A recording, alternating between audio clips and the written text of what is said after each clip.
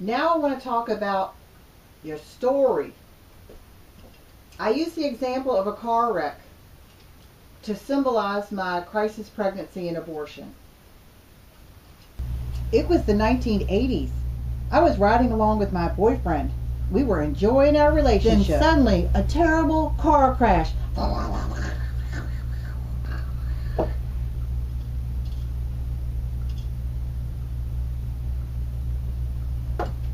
Oh no, I'm hurt.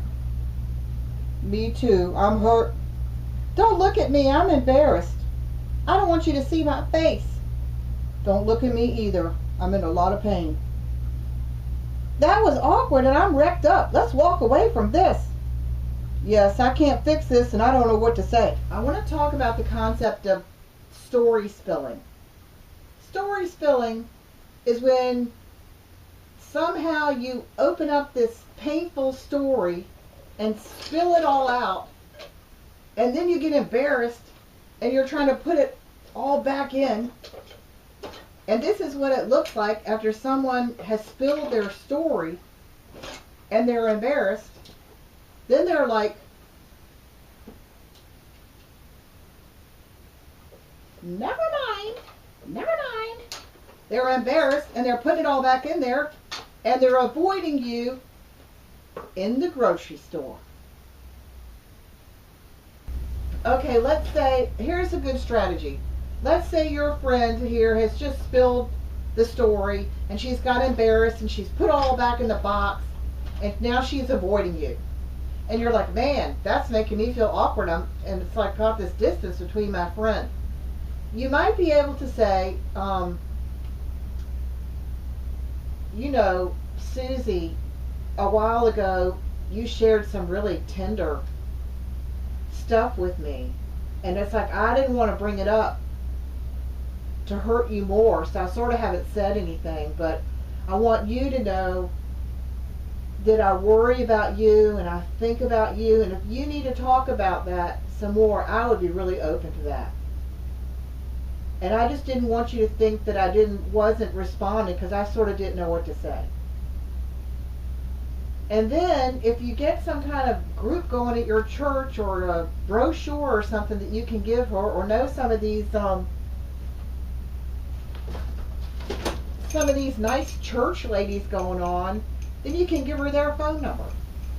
Okay, I'm going to tell you a quick story about disastrous story spilling and why I feel sorry for Jesus. In my healing, Jesus had to do everything. I couldn't untangle my own story of how I got in that car wreck. Even Jesus had to help me untangle my own story so that I could get to the other side of it. So I could repent for what I needed to repent for, so I could get healed of what I needed to get healed for. So the story itself was so complicated.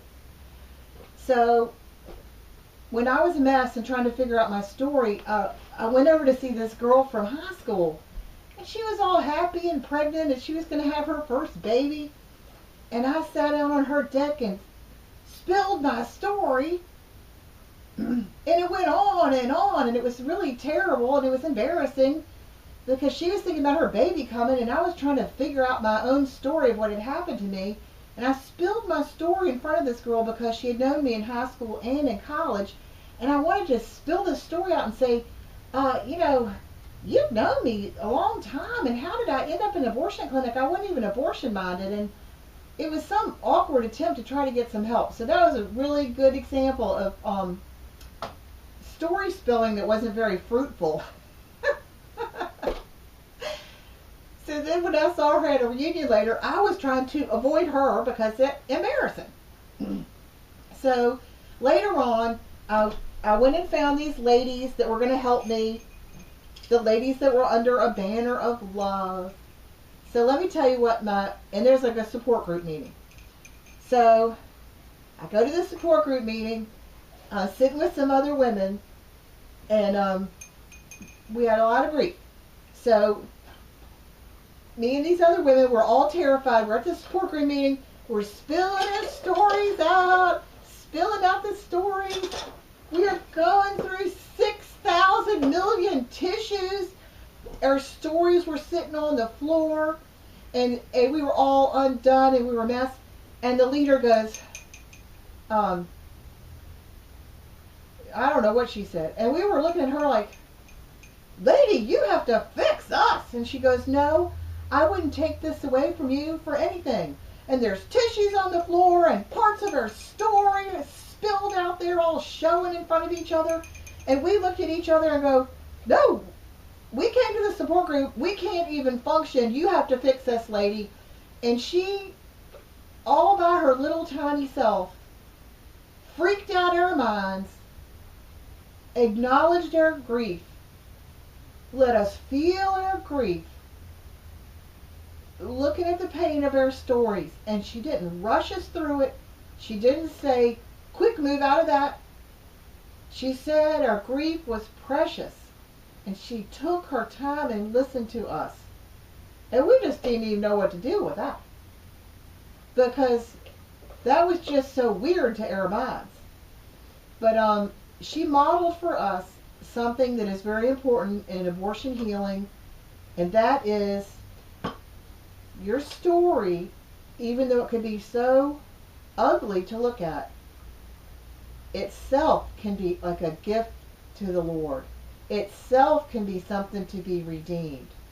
Your story itself can be holy unto the Lord, even with all its mess. You can actually give it to Him, and He can make something out of it. And so that was an example of disastrous story spilling and fruitful story spilling, because in our support group, it just got better from there.